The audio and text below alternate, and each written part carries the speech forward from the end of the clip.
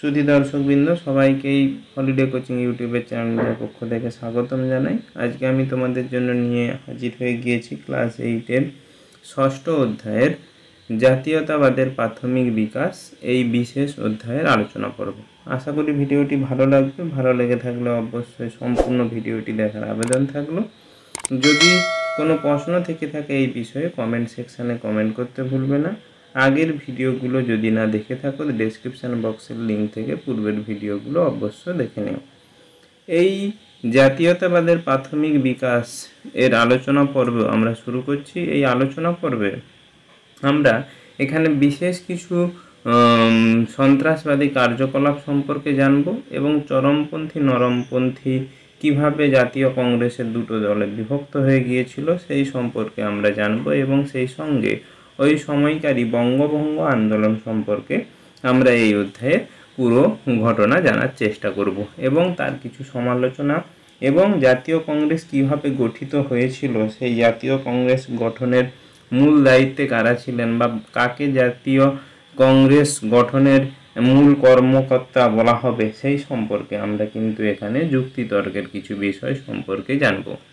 জাতীয়তাবাদের প্রাথমিক বিকাশে তোমাদের এই অংশটুকুতেই প্রথমেই বলা রয়েছে যে বিভিন্ন আঞ্চলিক সংগঠনগুলো যখন ঊনবিংশ শতকের দিকে চলছিল, সেই ঊনবিংশ শতকের শেষের দিকে জাতীয় কংগ্রেস প্রতিষ্ঠা হয়েছিল 1885 সালে এবং উমেশচন্দ্র বন্দ্যোপাধ্যায় এর সভাপতিত্ব করেছিলেন এবং এই জাতীয় কংগ্রেস প্রতিষ্ঠার অধিবেশন প্রথম গঠন হয়েছিল বোম্বাইতে, মুম্বাইয়ের গোকুল তেজপাল সংস্কৃত কলেজে বোম্বাই শহরে। যদিও সেটি প্রথমে হওয়ার কথা ছিল পুনায়, কিন্তু সেই সময় কলেরার প্রকোপ দেখা দেয় এই অধিবেশনটি বোম্বাইয়ে স্থানান্তরিত করা হয়েছিল এবং এই বোম্বাইয়ে স্থানান্তরিত করার ওপরে যে বিশেষ এবং এই 1885 সালের ডিসেম্বর মাসে এই সভাটি অনুষ্ঠিত হয়েছিল। তাহলে আমরা কি জানলাম? জাতীয় কংগ্রেস প্রতিষ্ঠিত হয়েছিল 1885 সালের ডিসেম্বর মাসে, সভাপতিত্ব করেন উমেশচন্দ্র বন্দ্যোপাধ্যায় এবং এর প্রধান পৃষ্ঠপোষকতা বলা হয় যে ব্রিটিশ ইংরেজ কর্মচারী অক্টাভিয়ান হিউমকে। যদিও পরবর্তী সময়ে এই হিউম ডাফরিন ষড়যন্ত্র সম্পর্কে আমরা জানব এবং সেখানে হিউমের যেই পৃষ্ঠপোষকতায় জাতীয় কংগ্রেস গঠন করা হয়েছিল সেই ভ্রান্ত ধারণাটা ভুল বলে শেষে আমরা প্রমাণ করব বা জানব। জাতীয় কংগ্রেসের আগে ভারতীয় জাতীয়তাবাদী সভা সমিতি, এখান থেকে তোমাদের একটা লং প্রশ্ন পড়ে যে সভা সমিতি জাতীয়তাবাদের আন্দোলনের আগে যে গঠন হয়েছিল সেগুলো সম্পর্কে যা জানো লেখো, অথবা এখান থেকে শর্ট প্রশ্নগুলো পড়ে। জাতীয় কংগ্রেসের গঠনের আগে ভারতের কিছু কিছু অঞ্চল ভিত্তিকে সাধারণ মানুষের নানা সমস্যা নিয়ে কিছু আঞ্চলিক সংগঠন গড়ে উঠেছিল এবং তাদের সংগঠনগুলি মূলত ব্রিটিশ সরকারের যে নিয়ম নীতি সেই নিয়ম নীতির বিরুদ্ধেই তারা আন্দোলন করতেন বা ব্রিটিশ সম্প্রদায়ের যেসব জমিদার বা সাধারণ সম্প্রদায়ের যারা রাজস্ব আদায়ের সঙ্গে যুক্ত থাকতেন তাদের সঙ্গে কিন্তু সাধারণ নাগরিকের বিরোধিতা সূত্রে সেই সব সভা সমিতিগুলো গড়ে উঠেছিল। সেই সব সভা সমিতিগুলোর মধ্যে যেগুলো গুরুত্বপূর্ণ ছিল সেগুলো হচ্ছে 1876 খ্রিস্টাব্দে বঙ্গভাষায় প্রকাশিকা বিশেষ সভা পরবর্তী সময়ে জাতীয়তাবাদী সংগঠন রূপে চিহ্নিত হয়েছিল এবং সেই সময়ে রাজনৈতিক সংগঠন হিসাবে চিহ্নিত হয়েছিল জমিদার সভা 1838 সালে এবং সেই জমিদার সভাটা মূলত জমিদারদের সমস্যা নিয়েই এবং কলকাতা, বোম্বাই, মাদ্রাজ প্রেসিডেন্সি অঞ্চলের মধ্যেই সীমাবদ্ধ ছিল। পরবর্তী সময়ে 1857 থেকে 1885 খ্রিস্টাব্দের মধ্যে সময়ে ভারতবর্ষের বিভিন্ন আঞ্চলিক জায়গায় বিভিন্ন সভা সমিতি বা গোষ্ঠী তৈরি হয়েছিল। এই সময় ওই যুগকে বলা হয় সভা সমিতির যুগ। এটা তোমাদের শর্ট প্রশ্ন কিন্তু গুরুত্বপূর্ণ। সভা সমিতির যুগ কোন সময়কে বলা হয়? 1857 থেকে 1885 খ্রিস্টাব্দের সময় পর্যন্ত। এই সভা সমিতির যুগের সময়ে নবগোপাল মিত্রের জাতীয় মেলা বা হিন্দু মেলা একটি সভা সমিতির মধ্যে অন্যতম। শিশির কুমার ঘোষের ইন্ডিয়ান লীগ 1875 সালে, কর্নেল অলকট এবং মাদাম ব্লাভাটস্কির থিওসফিক্যাল সোসাইটি, সুরেন্দ্রনাথ বন্দ্যোপাধ্যায় এবং আনন্দমোহন বসুর ভারত সভা বা ইন্ডিয়ান অ্যাসোসিয়েশন 1876 খ্রিস্টাব্দে, এগুলো ছিল গুরুত্বপূর্ণ কিছু সভা সমিতির মধ্যে অংশ। এই সভা সমিতির মধ্যে আমরা জাতীয় কংগ্রেস প্রতিষ্ঠার পিছনে এবারে অলান অক্টাভিয়ান হিউমের যে ধারণা, সেই ধারণা সম্পর্কে পড়ব। সেটি প্রথম প্রতিষ্ঠিত হয়েছিল 1913 খ্রিস্টাব্দে। ইংরেজের প্রাক্তন সিভিল সার্ভেন্ট একজন অফিসার উইলিয়াম ওয়েডারবার্নের লেখা হিউম সম্পর্কিত জীবনীতে তিনি বলেছেন যে ওয়েডারবার্ন জানান যে হিউম এবং বড়লাট ডাফরিনের যৌথ উদ্যোগে নাকি জাতীয় কংগ্রেস গঠন হয়েছিল এবং তাকেই হিউম ডাফরিন ষড়যন্ত্র নামে পরিচিত। পরবর্তী সময়ে অনেক দশক ধরে এই হিউম ডাফরিন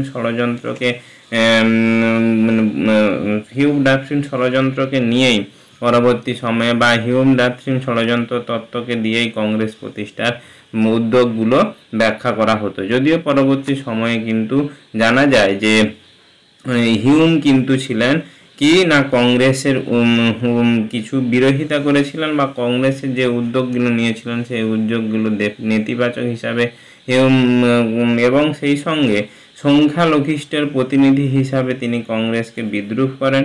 ডাফরিন তিনি কংগ্রেসের উদ্যোগে কিছু সন্দিহান হন এবং পরবর্তী সময়ে ডাফরিন কংগ্রেসের নেওয়া কিছু উদ্যোগ বা কংগ্রেসের নেওয়া কিছু প্রস্তাব সেগুলো সম্পর্কে তার মনোভাব নেতিবাচক ছিল বলে জানা যায়। তাহলে সেই সময় থেকে যদি তিনি কংগ্রেস প্রতিষ্ঠা করেন তাহলে তার নেতিবাচক দিকগুলো কেন বা নেতিবাচক তিনি কেন হবেন, এই কথাগুলো কিন্তু গুরুত্বপূর্ণ। এরপরে আমরা এইখানেই কিছু টুকরো কথার মধ্যে যেটা গুরুত্বপূর্ণ সেটা হচ্ছে ইলবার্ট বিল বিতর্ক। এই ওই 19 শতকের শেষের দিকে ভারতীয় বিচারকরা ইউরোপীয় কোনো বিচারকদের তিনি বা ইউরোপীয়দের কোনো বিচার করতে পারতেন না, সেরকম তাদের কিন্তু কোনো ক্ষমতা দেওয়া হয়নি বা আইনে সেরকমই তৈরি করা হয়েছিল। এই আইনের বা এই যে আইন যে কোনো আইনের যাজক বা বিচারক কোনো তার কাছে সবাই সমান, তাহলে কেন ইংরেজদের জন্য আলাদা বিচারকের কাছে তার বিচার হবে বা ইংরেজ যারা খারাপ কাজ করবে আবার বাঙালি যারা খারাপ কাজ করবে তাদের কেন আলাদা মানুষের কাছে বিচারক হবে? এই নিয়েই কিন্তু পরবর্তী সময়ে সমস্যা তৈরি হয়েছিল। এই জন্য গভর্নর জেনারেল লর্ড রিপেনের আইনসভার একজন সদস্য সিপি ইলবার্ট তিনি এই বিচার বিভাগ সমস্যা দূর করার জন্য আইন প্রণয়ন করেন। তাতে ভারতীয়দের বা ভারতীয় বিচারকদের অধিকার দেওয়া হয় ইউরোপীয়দের বিচার করা। সেই নিয়ে ইউরোপীয়দের মধ্যে সংগঠন তৈরি হয় বা সংগঠিত হয় আন্দোলন। পরবর্তী সময়ে এই আন্দোলন তুলে নেওয়া হয় এবং পরবর্তী সময়ে আবার এই আন্দোলনের বিরোধিতা করা হয় এবং শেষে কিছু বিশেষ শর্ত সাপেক্ষে ভারতীয় বিচারকরা ইউরোপীয়দের বিচার করতে পারতেন। এই যে বিল নিয়ে নানা তর্ক বিতর্ক বা আন্দোলন পাল্টা আন্দোলন, একেই বলা হয় ইলবার্ট বিল। তাহলে ইলবার্ট বিল সম্পর্কে জানলাম এবং ইন্ডিয়ান অ্যাসোসিয়েশন জাতীয় সম্মেলন 1830 খ্রিস্টাব্দে, এটা এতটা গুরুত্বপূর্ণ নয়, তোমরা নিজেরা পড়ে নিতে পারবে। এবারে দেখো তোমাদের জন্য যেটা রয়েছে সেটা হচ্ছে কংগ্রেসের প্রতিষ্ঠা যে আমরা হিউমকে বলবো সেই নিয়ে কিছু এখানে বিশেষ ষড়যন্ত্র বা সেই ষড়যন্ত্রকে অনৈতিহাসিক বলে দোষ ঘটবে ঠিক, কিন্তু নানা ঘটনার জন্য কিন্তু হিউম দায়ী ছিলেন বা হিউম কিছু বিশেষ যে এই জাতীয় কংগ্রেস তৈরি হয়েছিল তার কিছু কাজ করেছিলেন। যেমন হিউম তখনকার যে আঞ্চলিক শক্তিগুলো গড়ে উঠেছিল তার কাজের দরুন হিউম বিভিন্ন জায়গায় ঘুরে বেড়াতেন। সেই আঞ্চলিক গোষ্ঠীগুলোর প্রধান নেতা বা প্রধান যারা ছিলেন তাদের সঙ্গে তিনি সমালোচনা করে ভারতীয়দের স্বার্থ রক্ষার জন্য তিনি একটি সংগঠন করার তাদের প্রস্তাব রেখেছিলেন। সেই প্রস্তাবেই পরবর্তী সময়ে বলতে পারি জাতীয় কংগ্রেস গঠিত হয়েছিল। তাহলে সেখানে বলতে পারি যে হিউমের কিছু উদ্যোগ ছিল, কিন্তু পুরোপুরিভাবে যদি না হিউমের সেই উদ্যোগ থাকতো তবে সেই সময়ে যে পটভূমি তৈরি হয়েছিল সেটা কিন্তু জাতীয় দল গঠনের পটভূমি তৈরি হয়েছিল।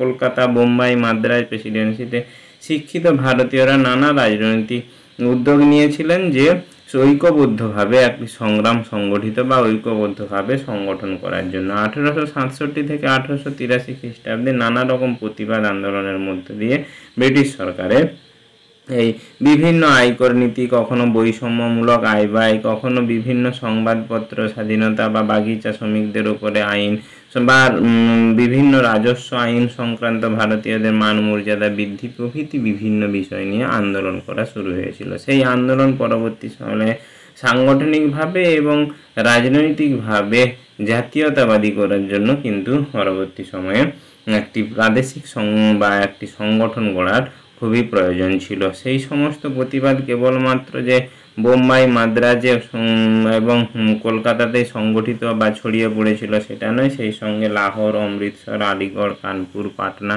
মতো প্রাদেশিক শহরগুলিতে ইংরেজি শিক্ষায় শিক্ষিত মানুষরা এইসব আন্দোলনে যোগ দিয়েছিলেন বিভিন্ন ইংরেজদের বিভিন্ন নিয়ম নীতির বিরুদ্ধে। তাহলে তারাও কিন্তু এই আঞ্চলিক বা স্থানীয় যে বা আন্দোলন, সেই আন্দোলনকে তারাও জাতীয় আন্দোলনের রূপ দেওয়ার চেষ্টা করেছিলেন। এই জাতীয় আন্দোলনের আঞ্চলিক পার্থক্য এবং স্বার্থগুলোর বাইরে বৃহত্তর আদর্শকে ডেকে দিয়েছিলেন বা বৃহত্তর আন্দোলনকে ডাক দিয়েছিলেন কংগ্রেস। তাদের ফি বছরে কংগ্রেসের চলার নিয়ম নীতি ছিল, তারা যে অঞ্চলে বছরের একটি নির্দিষ্ট সময়ে সভা ডাকবেন সেই অঞ্চলে কিন্তু ব্যক্তি ওই সভা বা যে বিশেষ সংগঠন সেই সংগঠনের সভাপতিত্ব করতে পারবেন না। তাতে তাদের আঞ্চলিক স্বার্থ ঠিক রাখার জন্য তারা এই নিয়ম নিয়েছিলেন। এবং 1888 খ্রিস্টাব্দে ঠিক করা হয় যদি কোনো প্রস্তাবে বেশিরভাগ হিন্দু অথবা মুসলিমরা সমর্থন না করে তাহলে তারা কিন্তু সেই প্রস্তাব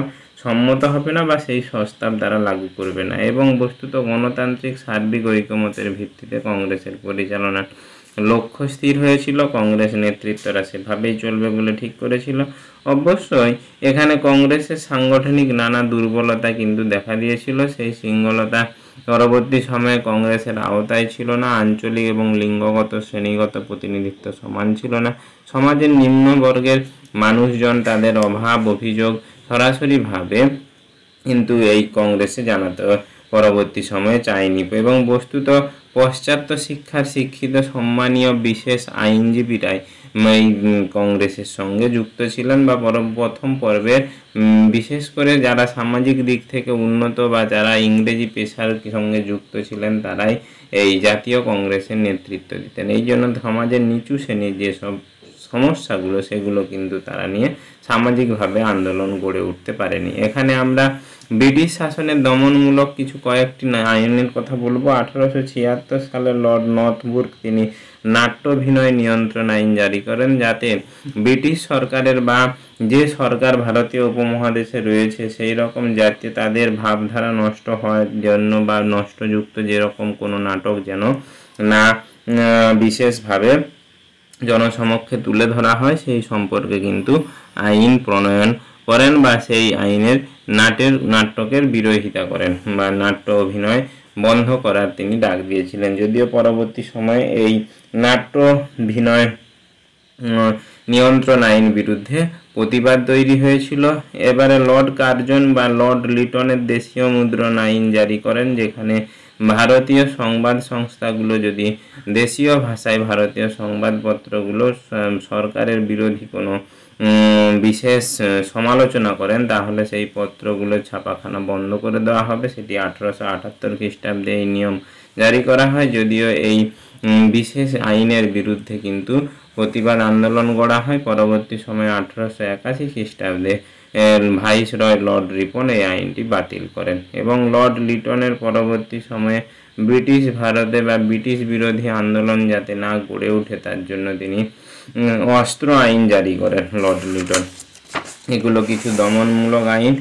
আমরা প্রথমেই বলেছিলাম যে জাতীয় কংগ্রেসের যারা নেতৃত্ব দিয়েছিলেন তারা ছিলেন বেশিরভাগই আইন সংক্রান্ত বা আইনের বিচারক, ভারতীয় আইনের যারা রক্ষক ছিলেন তাদের বেশিরভাগই এই জাতীয় কংগ্রেসের নেতৃত্ব দিয়েছিলেন। সেই জাতীয় কংগ্রেসের নেতৃত্বে 1885 প্রথম দিকে যোগদানকারী যারা ছিলেন তাদের মধ্যে যারা বেসরকারি 72 জন ছিলেন, সেই বেসরকারি 72 জনের মধ্যে 38 জনই ছিল বোম্বাই প্রেসিডেন্সির অন্তর্গত। অর্থাৎ প্রত্যেকটা প্রেসিডেন্সি থেকেই বেশিরভাগ মানুষ এই জাতীয় কংগ্রেসের সঙ্গে যুক্ত ছিলেন। এর ফলে সর্বভারতীয়দের দাবি করা হলেও বাস্তবে বোম্বাই, মাদ্রাজ এবং বাংলা প্রেসিডেন্সিতে বেশ কিছু পেশাজীবী ব্যবসায়ী এবং জমিদাররা এই কংগ্রেসের প্রধান স্তম্ভ ছিলেন। এই জন্য সর্বভারতীয় হিসাবে মুখে বললেও সেটা কিন্তু বাস্তবে সঙ্গে তাটা কিন্তু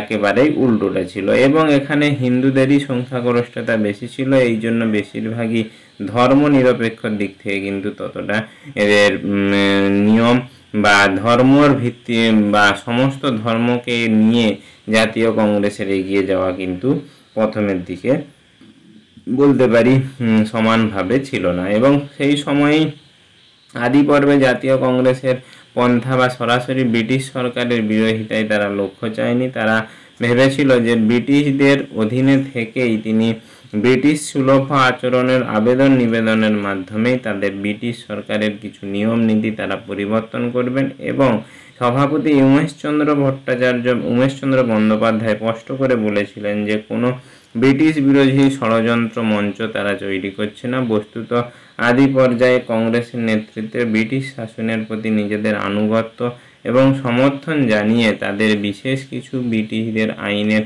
সমস্যার কথা তুলে ধরবেন। এই জন্যই হিউমকে তাদের মধ্যস্থতায় রাখা হয়, যার ফলে ব্রিটিশ সরকার কংগ্রেসকে সন্দেহ করতে না পারে, সে নজরে দেখবে না বলে পরবর্তী সময়ে হিউমকে সঙ্গে নেওয়া হয়েছিল বলে ভাবা হয়। 1885 থেকে 1905 খ্রিস্টাব্দের মধ্যে প্রায় 20 থেকে 22 বছর জাতীয় কংগ্রেস উচ্চবর্গের মানুষদের দ্বারা নিয়ন্ত্রিত ছিল। সেই সময় বেশিরভাগই তারা সরকারের কাজে ভারতীয় জনগণের সম্যক অংশগ্রহণ থাকা উচিত, এই দাবি তারা গুরুত্ব দিতেন। জাতীয় কংগ্রেসের প্রথম 2 দশকের অর্থনৈতিক জাতীয়তাবাদ সম্পর্কে আমরা জানবো। এখান থেকে লং প্রশ্ন পড়ে বা 3 দিনের তামাশা কি এটা পড়ে এবং তাকে বিস্তৃত আকারে আমার ব্যাখ্যা দিতে বলে। 3 দিনের তামাশা কি না, প্রথম 2 দশকে ওই যে বললাম 1885 থেকে 1905 বা 7 খ্রিস্টাব্দ পর্যন্ত এই 20 থেকে 22 বছর সময়ে কংগ্রেসের বেশিরভাগই জাতীয় কংগ্রেসের ব্রিটিশ সরকারের প্রতি কিন্তু তীব্র বিরোধিতা বা সন্ত্রাসবাদী আক্রমণের দিক থেকে বা বলতে পারি প্রবল সংগ্রামের মধ্য দিয়ে কিন্তু তাদের আন্দোলনগুলো চালিয়ে যায়নি। তারা মূলত কিন্তু আবেদন নিবেদন নীতিকে তারা প্রাধান্য দিত। তাদের এই প্রাধান্য সাধারণত একটি বিশেষ বছরের একটি নির্দিষ্ট সময়ে তাদের অধিবেশন বা সভা ডাকা হতো। সেই সভা বা অধিবেশনে তারা তাদের কর্মসূচি তারা ঠিক করতো এবং কর্মসূচি এই ঠিকের মাধ্যম দিয়ে তারা কি করতেন, তাদের আগামী দিনে চলার পথ তারা স্থির করতেন। এই যে আগামী দিনে চলার পথ স্থিরের জন্য তাদের যে সশস্ত্র সংগ্রাম, সেদিকটাও দাদা কিন্তু তত ভালোভাবে খেয়াল রাখতেন না। এর ফলে পরবর্তী সময়ে কিন্তু তাদের সংগ্রামগুলো সংগঠিত আকারে দেখা দেয়নি। এই জন্যই এদের অধিবেশনগুলোকে 3 দিনের তামাশা বলা হতো, কারণ তাদের কেবল অধিবেশনে বিভিন্ন প্রস্তাব গ্রহণ করা হতো। সেই প্রস্তাবকে বাস্তবায়িত করার জন্য সাধারণ মানুষদেরকে নিয়ে যে সংগঠিত আন্দোলন, সেই আন্দোলনে কিন্তু তারা যুক্ত ছিলেন না। এই সারা বছর ধরে বিভিন্ন কাজে উদ্যোগী সময় তারা মানসিকতা কোনোটাই তাদের ছিল না।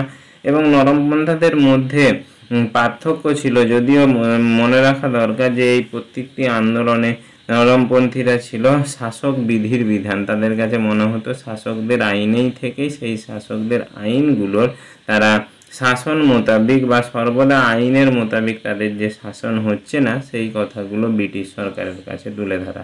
এবং এই নরমপন্থী জাতীয়তাবাদী কংগ্রেসের কিছু বিশেষ লক্ষ্য ছিল। সেই লক্ষ্যগুলো কি না, সেই লক্ষ্যগুলো ছিল শ্রেণীগত স্বার্থে থেকে সবসময় বেরোতে না পারলেও সংকীর্ণ ধর্মীয় পারিচায়িক নরমপন্থীরা বিশেষ গুরুত্ব দিতেন না এবং সেদিক থেকে কাজকর্মের নিরপেক্ষতা তারা বজায় ধর্ম নিরপেক্ষতার ছাপ লক্ষ্য করা যায়। নরমপন্থীরা চাইতেন ব্রিটিশ সাম্রাজ্যের অধীনে থেকেই শাসনের আওতায় বা ভারতীয় আংশিক স্বশাসন ভোগ করা এবং এই জন্যই তারা প্রথমে প্রশাসনিক দিকে ভারতীয়দের বেশি বেশি করে নিয়োগ বা বেশি বেশি করে ভারতীয়দের প্রশাসনিক দিকে বেশি করে যুক্ত করার প্রতি তারা কিন্তু চেয়েছিলেন এবং প্রতিবাদী আন্দোলন করতেন, যাতে বেশি করে শাসনের সঙ্গে প্রশাসনিক দিকে ভারতীয়দের বেশি করে নিয়োগ করা হয়।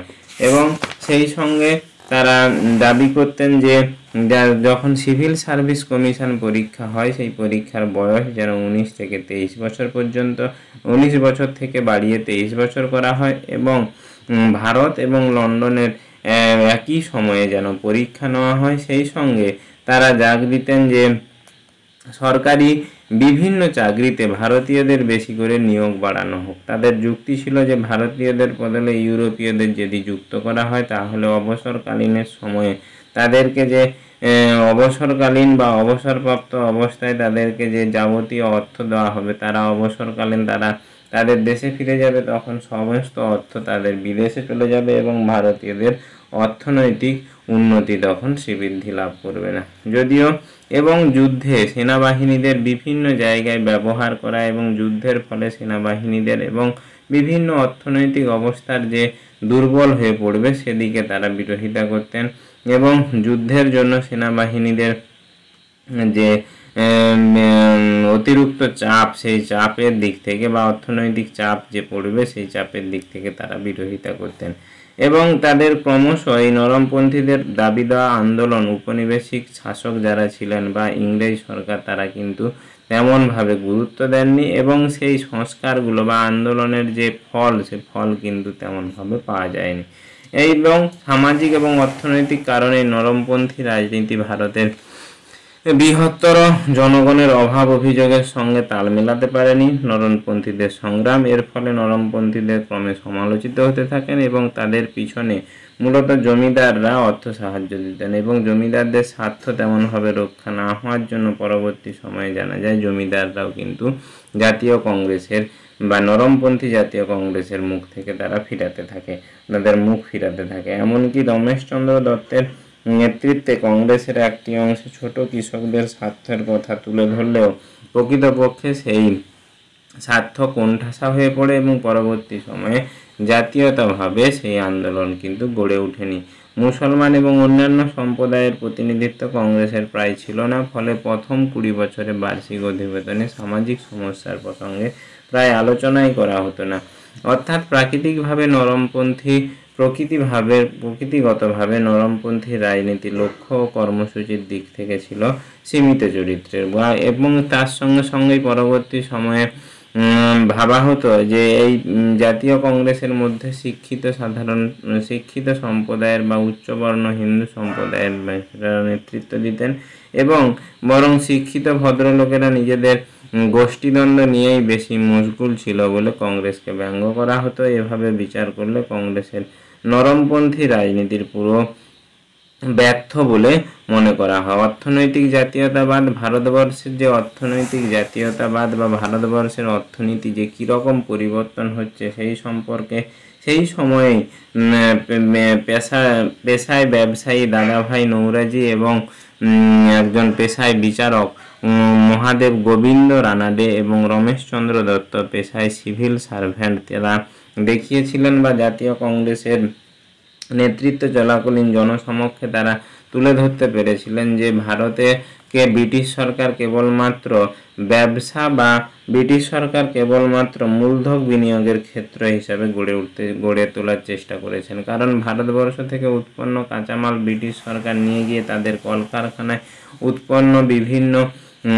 উৎপন্ন দ্রব্য দ্বারা ভারতবর্ষে আবার ব্যবসা বাণিজ্য করার জন্য আমদানি করবে। এর ফলে কি হতো, ভারতবর্ষের কিছুজ সম্পদ বিদেশে যেত এবং বিদেশ থেকে আসা বিভিন্ন রকমের যন্ত্রপাতি ভারতবাসীকে কিনতে হতো। এই কৃষি ফসল বা মানুষ যখন শিল্পের প্রতি না অনুরাগ হয়ে কৃষির প্রতি অনুরাগী হবে তখন কৃষিজ কিছু যন্ত্র নির্ভর বা কৃষি পরিকাঠামো প্রয়োজন, সেই পরিকাঠামো ভারতবর্ষে ছিল না। তার উপরে ব্রিটিশ সরকারের একেবারে উচ্চ হারে রাজস্ব নীতি, সেই রাজস্ব নীতির ফলে সমাজের কৃষক সম্প্রদায়ের মানুষরা নিঃস্ব হয়ে পড়েছিল। এই যে অর্থনৈতিক বা সম্পদ বেরিয়ে যাওয়া, সেই সম্পদ নির্গমনের পথ তুলে ধরছিলেন রমেশচন্দ্র দত্ত, দাদাভাই নৌরাজি এবং মহাদেব গোবিন্দ রানাডে। এই কথাগুলো আমরা জানলাম যে এই জাতীয়তাবাদী নির্ভর ভিত্তি তৈরি হয়েছিল নরমপন্থীদের মধ্যে বা উচ্চশিক্ষায় শিক্ষিত হওয়ার ফলে নরমপন্থীরা কিন্তু যুক্তি নির্ভর সাংবিধানিক রাজনীতি একটি বিশেষ ক্ষেত্র তৈরি করেছিল। এর ফলে 1857 সালের যে সিপাহী বিদ্রোহ হয়েছিল সেটা সামন্ততান্ত্রিক নেতৃত্বে গঠন হয়েছিল বা 1885 সালের জাতীয় কংগ্রেসের নেতৃত্বে এর মধ্যে তফাৎ রয়েছে, কারণ এর ফলে আমাদের আধুনিক ভারতীয় সমাজে যে যুক্তি নির্ভর রাজনীতি সেই রাজনীতি তৈরি হয়ে গিয়েছিল এই নরমপন্থী জাতীয় কংগ্রেসের মধ্য দিয়ে। আমরা এবারে চরমপন্থী রাজনীতির উদ্ভব, এখান থেকে লং প্রশ্ন পড়ে। চরমপন্থী বা লালবাল পালকে শর্ট প্রশ্ন পড়ে, তারা কোন পন্থীর সঙ্গে যুক্ত ছিলেন, এবং আরও কিছু কিছু অংশে এই সভা সমিতি গঠনের জন্য চরমপন্থীরা দায়ী সে সম্পর্কে যা জানো লেখো। এরকম কিছু বিশেষ কি বলবো তুলনামূলক প্রশ্ন বা বিশেষ যুক্তি নির্ভর প্রশ্ন তোমাদের সামনে এই অংশ থেকে চড়ে।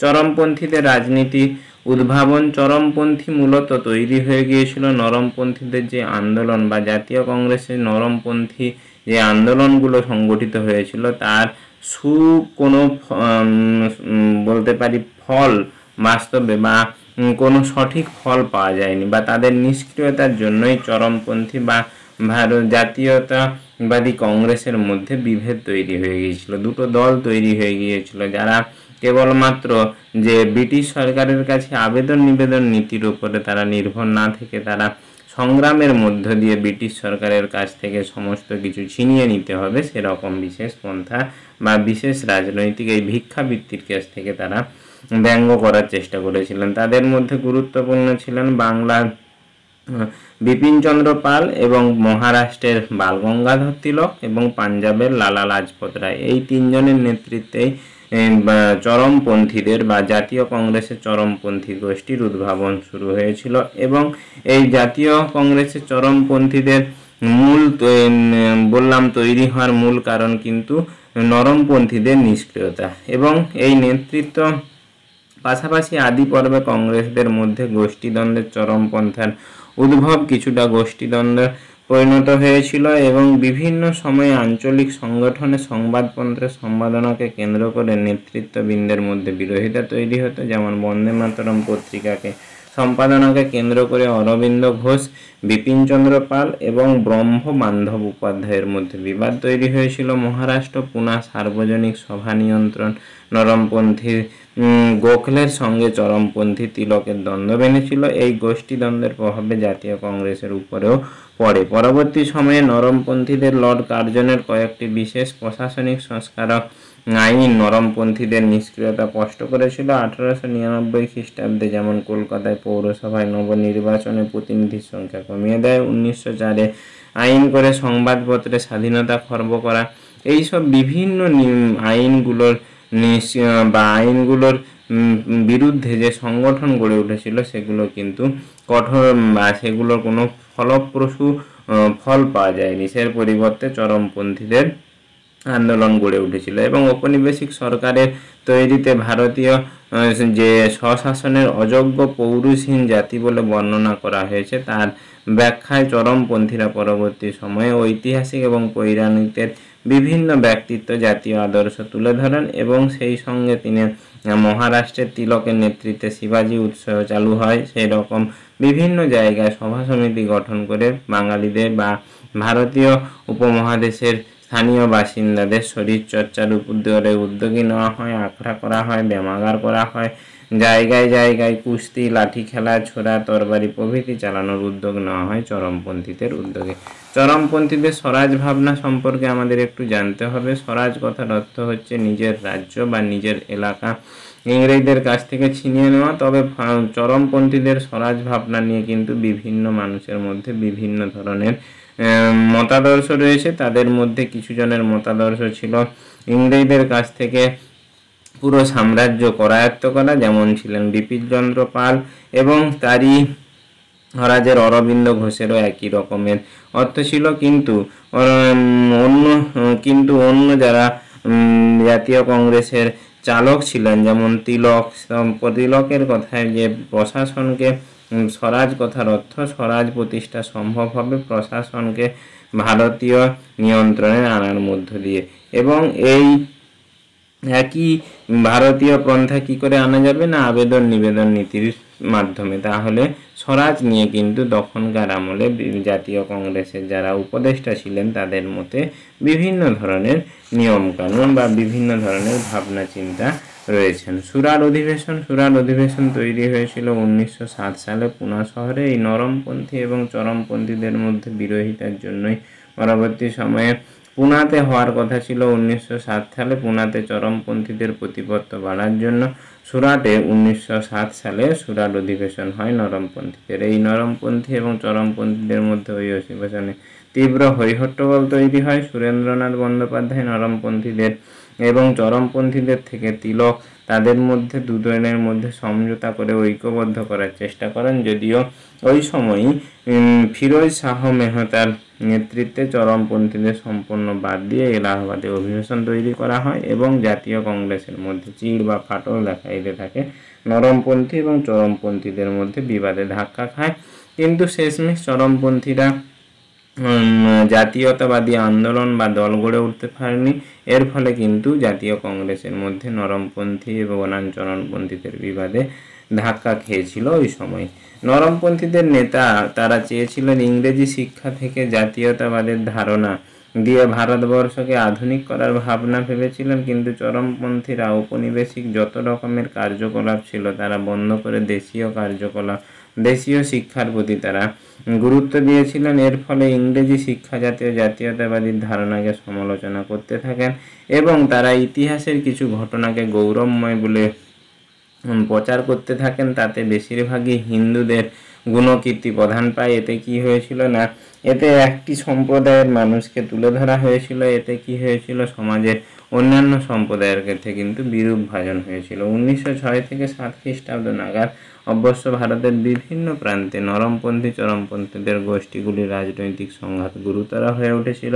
লালা লাজপত রায় এবং তিলকের মতো চরমপন্থী নেতারা নরমপন্থীদের সঙ্গে সমঝোতা করে ঐক্যবদ্ধ করতে চেয়েছিল, কিন্তু 1906 থেকে 1907 খ্রিস্টাব্দে নাগাদ সর্বভারতীয় স্তরে জাতীয় কংগ্রেসের প্রধান বিবেচনা ছিল কতদূর পর্যন্ত চরমপন্থা গ্রহণযোগ্য সেই নিয়ে তাদের মধ্যে আলোচনা হয়েছিল।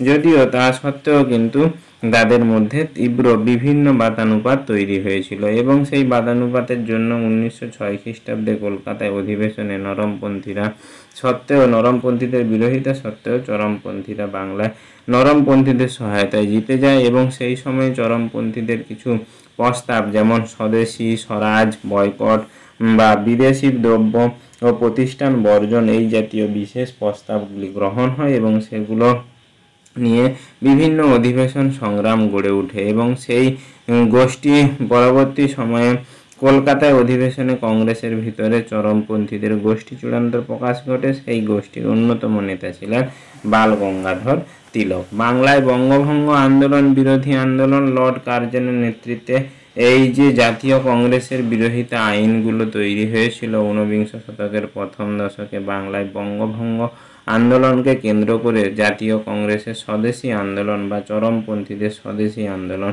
জোরালো হয়ে গিয়েছিল। তারা স্বদেশী অর্থাৎ দেশীয় জিনিসকে গ্রহণ করা, বিদেশি জিনিসকে বর্জন করা, এই যে স্বদেশী বঙ্গভঙ্গ বিরোধী আন্দোলন, বঙ্গভঙ্গ বিরোধ করতে চেয়েছিল লর্ড কার্জন মূলত একটি উদ্দেশ্যে, যার কারণ হচ্ছে বাংলায় যে সম্প্রদায় ভিত্তিক বা ধর্মভিত্তিক মানুষের বিভাজন করলে তাদের মধ্যে যে সংগঠিত সংগঠন সেটা গড়ে উঠবে না। এর ফলে ব্রিটিশ সরকারের বাংলায় রাজ্য বা ব্রিটিশ সরকারের ক্ষেত্রে প্রশাসনিক কাজকর্ম করা খুবই সচল হবে। কিন্তু এখানে ব্রিটিশ সরকার সমাজের মূল যে কারণ দেখিয়েছিল সেটা হচ্ছে বাংলার ভৌগোলিক সীমানা অনেক বিশাল হয়ে গিয়েছিল ওই সময় এবং সেই সময় প্রায় লর্ড কার্জনের আমলে জনগণনার সময় বাংলার জনসংখ্যা দাঁড়িয়েছিল 7,80,00,000 মতো এবং 1874 সালে আসামকে বাংলা থেকে আলাদা করে দেওয়া হয়। 1901 সালে লর্ড কার্জন জনগণনায় দেখেন যে বাংলার জনসংখ্যা 7,80,00,000। তাই বিশাল বড় জনবহুল এলাকা এবং বিশাল এলাকা জুড়ে মানুষের প্রশাসনিক কাজকর্মের সমস্যা থাকার জন্য লর্ড কার্জন বাংলাকে বিভক্তের জন্য বঙ্গ বিভাজন আইন তৈরি করেন। 1905 সালে 19 জুলাই সরকারিভাবে বাংলা বিভাজন পরিকল্পনা ঘোষণা করা হয় এবং 16 অক্টোবর এই পরিকল্পনাটি বাস্তবায়িত করা হয়। পরবর্তী সময়ে এই পরিকল্পনা কিন্তু সফল হয়নি। সে সম্পর্কে এই যে কেবল যে প্রশাসনিকভাবেই কেবল বাংলা বিভাজনের বা ব্রিটিশ সরকারের প্রশাসনিক ব্যবস্থার জন্যই বাংলা বিভাজনের কারণ যতই ব্রিটিশ সরকার দেখার কেন তার কিন্তু সঠিক যুক্তি কিন্তু সেটা ছিল না। এর প্রধান কারণ হচ্ছে ওই ধর্মভিত্তিতে ভেদাভেদ নীতি ছিল এবং বাংলায় যাতে বাঙালি এবং মুসলিম সম্প্রদায়ের মানুষের যে ঐক্য সেই ঐক্যকে ভাঙা যায় সেই বিশেষ নিয়ম নীতি নিয়েই কিন্তু এগিয়েছিলেন লর্ড কার্জন। 1890-এর দশকে বাংলায় দুর্ভিক্ষ মড়ক দেখা দিয়েছিল এবং তখনকার মানুষের দুর্ভিক্ষ মড়ক দেখার জন্য অর্থনৈতিক অবস্থা একেবারে দুর্বল হয়ে পড়েছিল। এই জন্য এই বঙ্গভঙ্গের সঙ্গে কিন্তু সাধারণ মানুষরা যুক্ত হয়নি বা বঙ্গভঙ্গকে মেনে নেননি। এই জন্য সাধারণ মানুষরা প্রতিবাদ মুখর হয়ে গিয়েছিলেন এবং তার ফলে পরবর্তী সময়ে 1911 সালে বঙ্গভঙ্গ রোধ করতে হয়। এই বঙ্গভঙ্গ স্বদেশী আন্দোলনের প্রকৃত গণ আন্দোলন হিসাবে গড়ে উঠতে ব্যর্থ হয়েছিল, কারণ আন্দোলনের অধিকাংশ নেতাই ছিলেন বড় শহর বা মফস্বলের শিক্ষিত ভদ্রলোক গোষ্ঠীর মানুষ। ফলে সামাজিক, সাংস্কৃতিক, অর্থনৈতিক অধিকাংশ জনগণের উপযোগী কোনো কর্মসূচি হাজির করতে স্বদেশী নেতৃত্ব ব্যর্থ হয়েছিলেন। এর ফলেই এই স্বদেশী আন্দোলনের যারা স্বদেশী জিনিস নেওয়ার কথা বলছিলেন, স্বদেশী জিনিসগুলোর আমদানি বা চারিদিকে পাওয়া সেটা কিন্তু খুব কষ্টকর ছিল এবং সে সঙ্গে বিদেশি জিনিসগুলো সেই একই জায়গায় তাদের অর্থ কিন্তু কম ছিল, কারণ বিদেশিদের ক্ষেত্রে বা বিদেশি যে দ্রব্যগুলো আমদানি করা হতো সেগুলো শুল্ক কম থাকার জন্য সেগুলো কম দামে কিন্তু সাধারণ মানুষের কাছে পৌঁছে যেত। এর ফলে সাধারণ একেবারে নিচু শ্রেণীর মানুষের ক্ষেত্রে স্বদেশী আন্দোলনের সঙ্গে যুক্ত হওয়া কিন্তু খুব কঠিন ব্যাপার হয়ে দাঁড়িয়েছিল এবং সেই সময়ই কিছু নেতা এই স্বদেশী আন্দোলনের মধ্যে ধর্মীয় প্রতীক হিসাবে দেবদাসীদের প্রসঙ্গ তুললে সাধারণ সংখ্যাগরিষ্ঠ মুসলমান এবং বৈষ্ণব কৃষকরা চরমপন্থীদের আন্দোলনের সঙ্গে সামনসিকভাবে যুক্ত হতে পারেনি। স্বদেশী শিল্প সেই বঙ্গভঙ্গ আন্দোলনের সময় কিছু স্বদেশী শিল্প গড়ে ওঠে, যেমন তৈরি হয় 1906 সালে তৈরি হয় বঙ্গলক্ষ্মী কটন মিল, চীনামাটির পাত্র, সাবান, দেশলাই প্রভৃতি কলকারখানা তৈরি হয় এবং তাদের মধ্যে তারা কিন্তু মূলধনের দিক থেকে অভাবে স্বদেশী শিল্পগুলো বিশেষ সাফল্য পায়নি। তার মধ্যে ব্যতিক্রম ছিল আচার্য প্রফুল্লচন্দ্র রায়ের Bengal chemicals and pharmaceutical work. পরবর্তী সময়ে কিন্তু বৃহৎ আকারে এই শিল্প চারিদিকে ছড়িয়ে পড়েছিল। জাতীয় শিক্ষানীতি ওই বঙ্গভঙ্গ আন্দোলনের সময়ই 1906 সালে জাতীয় শিক্ষা পরিষদ বা ন্যাশনাল কাউন্সিল অফ এডুকেশন তৈরি হয়। তার ফলে বিভিন্ন প্রান্তে Bengal national college, Bengal technical institute এবং কয়েকটি জাতীয়তাবাদী বিদ্যালয় তৈরি হয়। অনেক ছাত্রছাত্রী জাতীয় বিদ্যালয়ে ভর্তি হয়। তাদের মধ্যে উল্লেখযোগ্য ছিলেন বাংলায় সোনার রং জাতীয় বিদ্যায়তন, সেখানে বিদ্রোহী আন্দোলনের সঙ্গে যুক্ত কর্মীরা যুক্ত থাকতেন, এবং রবীন্দ্রনাথের শান্তিনিকেতন এর একটি উদাহরণ, যেখানে জাতীয় বা ভারতীয় শিল্পনীতির শিক্ষাতেই শিক্ষিত করা হতো। বিপ্লবী সন্ত্রাসবাদ এই বঙ্গভঙ্গ আন্দোলনের শেষের দিকেই বিভিন্ন জায়গায় স্বদেশী আন্দোলনের সঙ্গে সন্ত্রাসবাদী বিরোধী তৈরি হয়, মূলত ইংরেজ সরকারকে সন্ত্রস্ত করার জন্য বা ইংরেজ সরকারকে ধাক্কা, ঔপনিবেশিক শাসককে সংত্রস্ত করে ধাক্কা দেওয়ার জন্যই তৈরি হয়েছিল বিপ্লবী সন্ত্রাসবাদী আন্দোলন। বিপ্লবী সন্ত্রাসবাদী আন্দোলনের বেশিরভাগই জায়গায় মূল লক্ষ্য ছিলেন ব্রিটিশ অত্যাচারিতদের বা ব্রিটিশ অত্যাচারের সঙ্গে যারা সহযোগী দেশীয় ব্যক্তিদের, তাদের কি করা না, তাদের এই যে অত্যাচার, সেই অত্যাচারের জন্য তাদের শাস্তি দেওয়া বা হত্যা করা। সেই সঙ্গে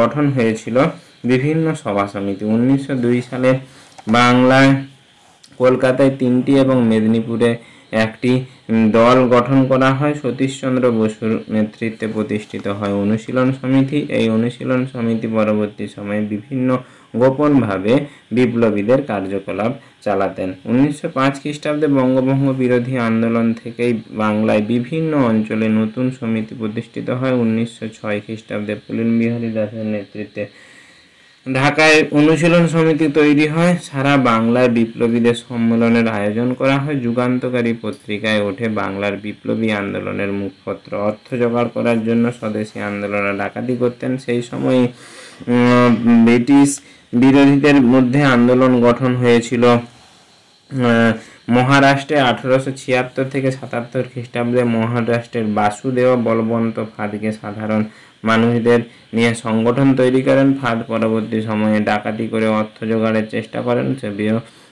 ব্রিটিশদের বা উপনিবেশিক শাসনের হাতে ধরা পড়ে পরবর্তী সময়ে এই বিশেষ বিপ্লবীদের সন্ত্রাস কিন্তু দমন হয়েছিল। এর সঙ্গে একটি ঘটনা 1908 সালে 30শে এপ্রিল ক্ষুদিরাম বসু এবং প্রফুল্ল চাকির নেতৃত্বে বাংলায় ম্যাজিস্ট্রেট কিংসফোর্ডকে হত্যা করার উদ্যোগী নেওয়া হয়, যদিও সেই উদ্যোগ কিন্তু সফল হয়নি। 1908 সালে 30শে এপ্রিল মজফপুরে কিংসফোর্ডের ফিটন গাড়ি লক্ষ্য করে বোমা ছুড়লেও ক্ষুদিরাম এবং প্রফুল্ল চাকি ওই কিংসফোর্ডের গাড়িতে কিংসফোর্ড থাকেননি, তখন ছিলেন মিসেস এবং মিস কেনেডি। ওই গাড়িতে তারা ছিলেন, তারা মারা যান। এবং এর পরবর্তী সময়ে যখন ঔপনিবেশিক সরকার বা ব্রিটিশ সরকার এদের খোঁজার ব্যবস্থা করেন, তখন ক্ষুদিরাম বসু ধরা পড়েন এবং তার ফাঁসি দেওয়া হয় এবং প্রফুল্ল চাকি তাদের হাত থেকে বাঁচার জন্য নিজেকে গুলি করে হত্যা করেন। এই সন্ত্রাস বিরোধী কাজকর্ম মানুষের মধ্যে গোপনে চলাফেরা করলেও এই সন্ত্রাস বিরোধী কাজকর্ম পরবর্তী সময়ে কিন্তু মানুষের মনে ছাপ পড়েছিল, যখন তারা তাদের এই কাজকর্ম মানুষের জনসমক্ষে আসে এবং তাদের ফলে তাদের আদর্শ এবং সাহস অনেক ক্ষেত্রে মানুষকে অনুপ্রেরণা জানিয়েছিল। তবে সশস্ত্র বৈজ্ঞানিক সন্ত্রাসবাদকেই নরমপন্থীর ভিক্ষাবৃত্তির থেকে ভালো করলেও সবাই কিন্তু সেই সশস্ত্র সংগ্রামের সঙ্গে যুক্ত হতে চাননি। 1909 খ্রিস্টাব্দে মরলে মিন্টোর সংস্কার প্রস্তাব এই বৈপ্লবিক কাজকর্মের ভয় পাওয়ার ফলে ঔপনিবেশিক সরকার যে বিশেষ আইন এনেছিল সেটা আটকে কিন্তু তার ফল বলতে পারি। এই মরলে মিন্টো আইন সংস্কার কি না, 1900 শতকের শেষ ভাগে বা 1909 সালে বড়লাট মিন্টো এবং ভারত সচিব মরলে ইন্ডিয়ান কাউন্সিল অ্যাক্ট পাস করেন, যাতে বড়লাটের কার্যনির্বাহক পরিষদে বা প্রাদেশিক আইন পরিষদের সদস্য সংখ্যা বাড়ানো হয় এবং ভারতীয়দের সেখানে যুক্ত করা হয়। সেখানেও কিছু বিশেষ নিয়ম লাগু করা হয়, যেমন চরমপন্থীদের ক্ষেত্রে থেকে নরমপন্থীদের নেতাদের প্রাধান্য দেওয়া হয় এবং মুসলমানদের পৃথকভাবে সদস্য নির্বাচন করা হয়। এর মধ্যে কিন্তু সাম্প্রদায়িক দ্বন্দ্ব বা সমস্যাকে উস্কে দেওয়া হয়েছিল। 1911 সালে আমি প্রথমেই বলেছিলাম যে বঙ্গভঙ্গ রোধ করা হয় এবং ভারতের রাজধানী কলকাতা থেকে দিল্লিতে স্থানান্তরিত করা হয় এবং অবশ্য বঙ্গভঙ্গ এবং সন্ত্রাসবাদীর ফলে কার্যকলাপ বা বঙ্গভঙ্গ রোধ হওয়ার ফলে বিপ্লবীদের যে সন্ত্রাসবাদী কার্যকলাপ বন্ধ হয়ে যায়নি। পাঞ্জাব এবং যুক্তপ্রদেশের বিভিন্ন জায়গায় আন্দোলন ছড়িয়ে পড়েছিল। উত্তর ভারতে গদর দলের উদ্যোগে বিপ্লবী কার্যকলাপ চলে। বাংলাতে যতীন মুখোপাধ্যায় জার্মানি থেকে অস্ত্র আনিয়ে ব্রিটিশ সরকারের বিরুদ্ধে সশস্ত্র সংগ্রাম করার পরিকল্পনা করেছিলেন, যদিও পরবর্তী সময়ে কিন্তু সেই পরিকল্পনা ব্যর্থ হয়েছিল। এবারে আমরা কিছু প্রশ্নের দিকে যাব। প্রশ্নগুলোর উত্তর তাড়াতাড়ি বলে দিচ্ছি তোমাদের। জাতীয় কংগ্রেসের প্রথম সভা বসেছিল মুম্বাইতে। নরমপন্থীদের দাবি ছিল সিভিল সার্ভিস পরীক্ষায় বয়স হতে হবে 23 বছর। বঙ্গভঙ্গ পরিকল্পনা করেছিলেন কার্জন।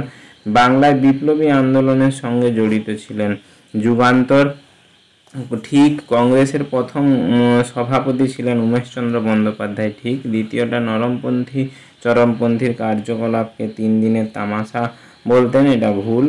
অর্থনৈতিক জাতীয়তাবাদের নরমপন্থীরা চরমপন্থীর কার্যকলাপকে 3 দিনের তামাশা বলতেন, ভুল। অর্থনৈতিক জাতীয়তাবাদের প্রবক্তা ছিলেন অরবিন্দ ঘোষ, এটা ভুল। দাদাভাই নৌরোজি এবং 3 জনের কথা আমরা নাম জেনেছি।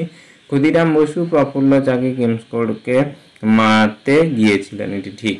আর বাকি প্রশ্নগুলোর উত্তর তোমরা অবশ্যই পারবে। যদি না পারো কমেন্ট সেকশানে কমেন্ট করতে ভুলবে না। পুরো ভিডিওটি দেখার জন্য ধন্যবাদ। নমস্কার।